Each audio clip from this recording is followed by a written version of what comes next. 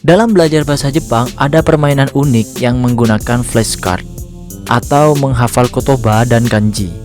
Di flashcard itu tertulis kanji yang tidak ada cara bacanya, dan di baliknya tertulis jawaban atau cara bacanya.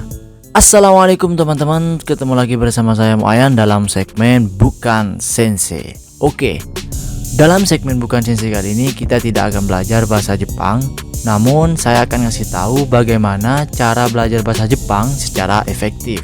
Oke, supaya tidak salah paham, kita tonton videonya sampai selesai.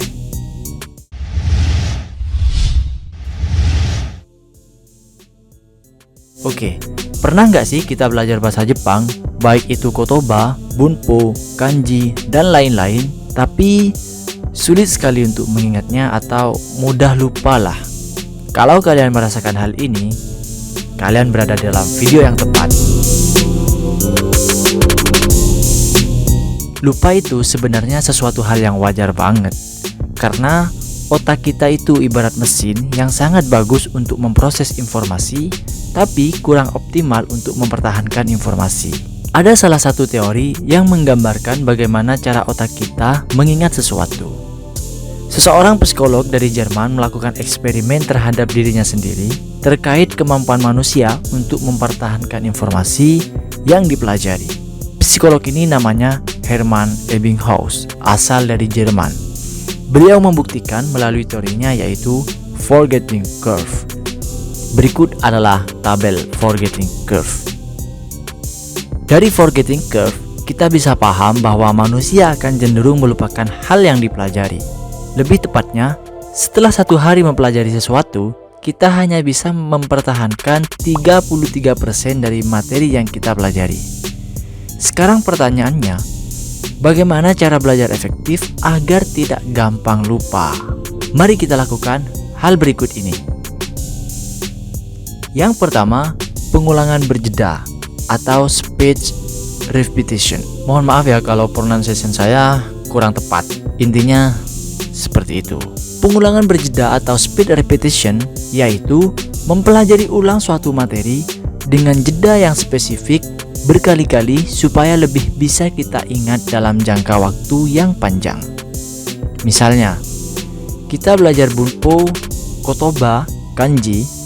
Setelah belajar dari kelas atau dari manapun kita belajar, coba kita lakukan pengulangan materi yang kita pelajari.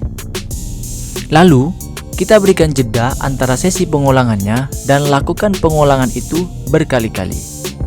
Karena kalau kita kembali ke Forgetting Curve sebelumnya dan kita tambahkan speed repetition, di mana kita telah melakukan pengulangan terhadap materi yang kita pelajari.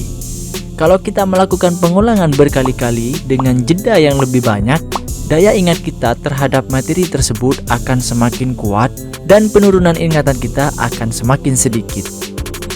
Jadi, kalau kita melakukan speech repetition secara rutin, materi yang kita pelajari akan semakin nempel dan permanen. Yang kedua, yaitu active recall. Metode active recall adalah metode belajar efektif yang mempunyai tujuan untuk menstimulasi memori atau ingatan kita.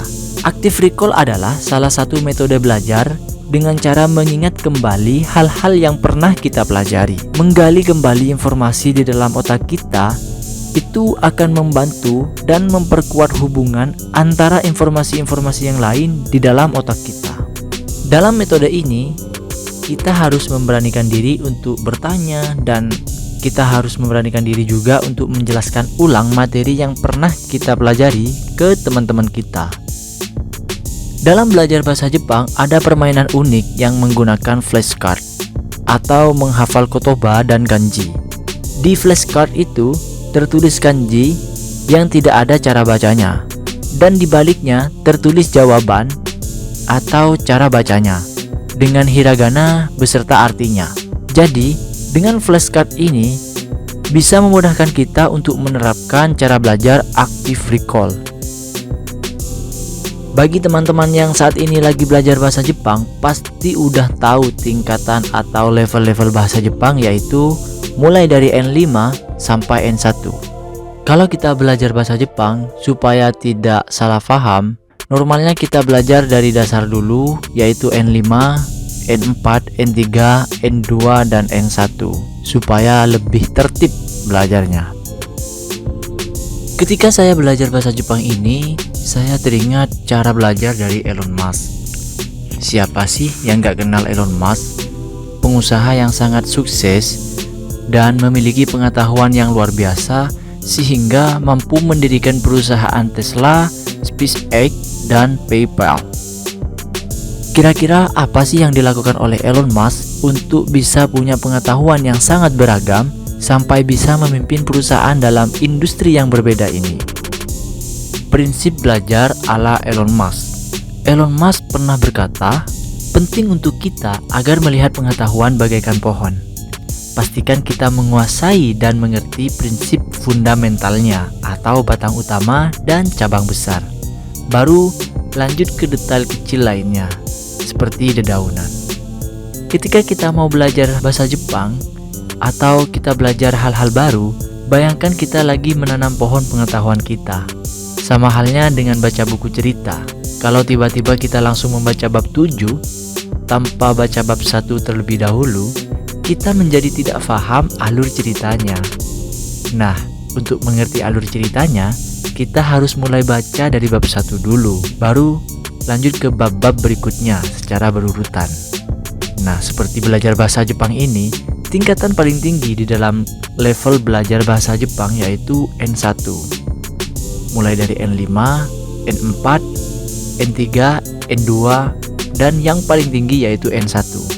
Kalau kita belajar bahasa Jepang dan kita belajarnya langsung level yang tinggi terlebih dahulu, kita akan menjadi kebingungan dan pemahaman kita akan menjadi berantakan.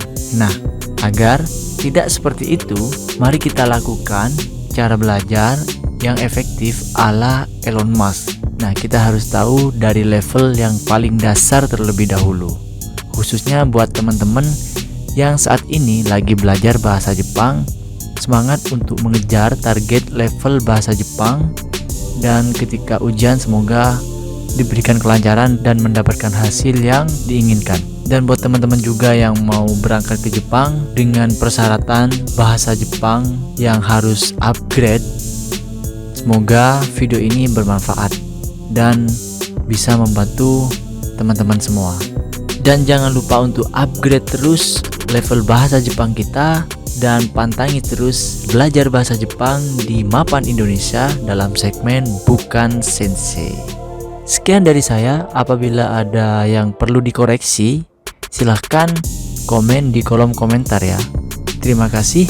Wassalamualaikum warahmatullahi wabarakatuh.